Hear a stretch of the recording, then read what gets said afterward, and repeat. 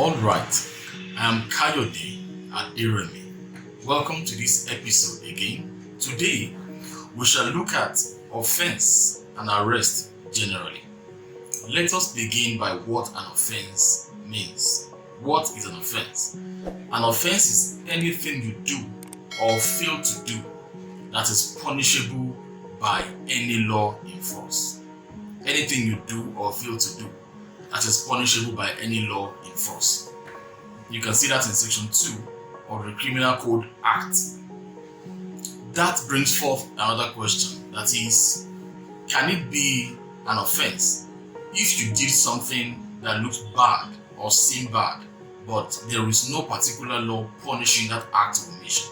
The answer is no. You cannot be punished for a non-existent offense. Remember, an offense is something you do or failed to do that is punishable by a law. So you can see that in section 2, as I've said. But when you go to section 36, subsection 8 of the 1999 Constitution of Nigeria, it states that you can't be arrested for an offense that is not stated in any particular law. So that is what an offense means generally. Let's now move straight to division of offenses or classifications. We have 3 major divisions of offenses with regards to the punishment. 1 is felony, number 2 is misdemeanor, and number 3 is simple offenses. What is felony? Felony is an act or an offense that is punishable with either death or 3 years imprisonment or more. So anything you do that a law says is punishable with either death, for example, homicide cases like murder and the likes, or punishable with 3 years imprisonment or more, such would be a felony. Now, the other category is that, or the other part of felony is that, even if it is not punishable with 3 years or more or with death, where the law creating that offense states that this offense shall be a felony, then it will be a felony, regardless of the punishment attached to it. The second category is misdemeanor. Misdemeanor is a kind of offense that carries between 6 months and 3 years imprisonment.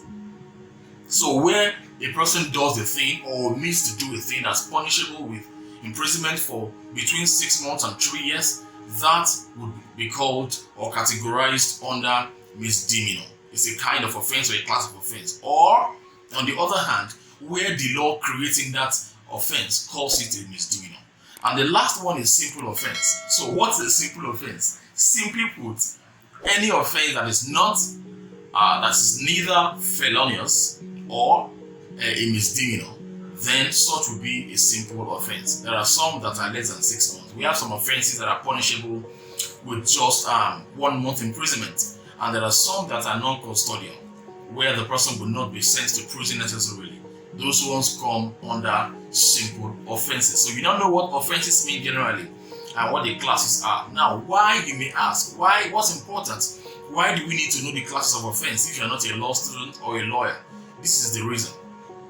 The law states generally that a person cannot be arrested without warrant except what the person is doing, or except the offense or the allegation is a felonious one in nature. That means that if you are found doing something and the punishment for what you are doing is not punishable with 3 years imprisonment or more, that means that the arrestor or the security agent or whoever needs a warrant of arrest to arrest the person. So what does warrant mean? Simply speaking, a warrant is an authority or a permission to do something. So a warrant of arrest is permission to arrest a person. And of course, well, let me not take for granted that we know what arrest means. What's an arrest? Arrest is to limit a person's freedom or movement in some way, or to take charge of a person's movement in some way. That is what the law says generally about that.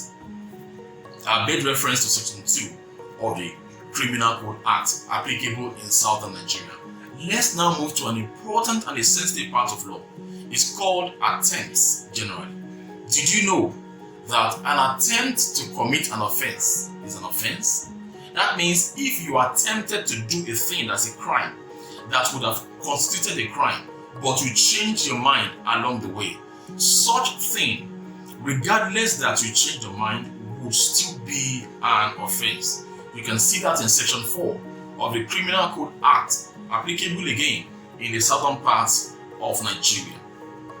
Many states have domesticated these laws and they call them criminal code law of various states. The contents are basically the same. So an attempt to do something, an attempt to commit a crime is also a crime. For example, if you attempted to steal from a person but changed your mind, or the person overpowered you, or something happened, it makes no difference, then you could be guilty of an attempt to commit that offense.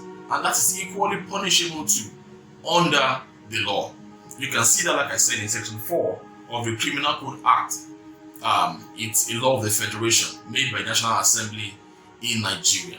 Now, there are some ingredients I must quickly mention that must be proved by the prosecution for a person to be convicted for the offense of attempt to commit an offense. And what are these ingredients? 1, you must have what we call mens rea.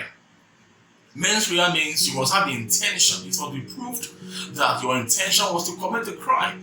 That means if you had no intention, then you can't be guilty of doing that thing. If, for example, you were just walking on the road beside money on the ground, for example, on the floor, maybe on the main road, on the streets or something, and you are arrested for attempting to steal that money, that will fail, except it can be proved that you had the intention of stealing. That will take us to number 2 ingredient, which is you must have done or carried out some what we call overt act. What does overt act mean? It means you must have taken some steps towards actualizing your intention. So where the prosecutor establishes these 2 ingredients, then you could be liable for an attempt to commit an offense. I've told us that for arrest generally, except you commit a felonious offense, then you can't be arrested with a warrant. So you can ask police officers. It makes no difference. Any security agent that, can I see the warrant you have to arrest me? Same thing goes for search warrants. Okay, let's now move to quickly parties to an offense. Section 7 generally of the Criminal Code Act talks about parties to an offense. What this means is that it is possible for a person to be guilty of an offense even though he is not the person that committed that offense. Yes. So we call them accessories after the fact. For example, if you aided or advised someone to commit an offense, you can be guilty as an accessory to that fact of the offense, related to the offense. It can be accessory before the fact or accessory after the fact. Okay, so we have principal offenders, who are those that really did that thing. So when you, for example, advise the person or counsel the person to commit suicide or to go and steal, etc., etc., if you took a part, whether you aided or abetted the person, the law is that by virtue of section 7 of the Criminal Code Act or Criminal Code Law of various states in Nigeria, certain parts, you can be guilty of committing a crime because you are an accessory either before or after the fact. I hope you've enjoyed today's session. Join us and tune into other episodes that we have there. And remember to like and share. Feel free to send to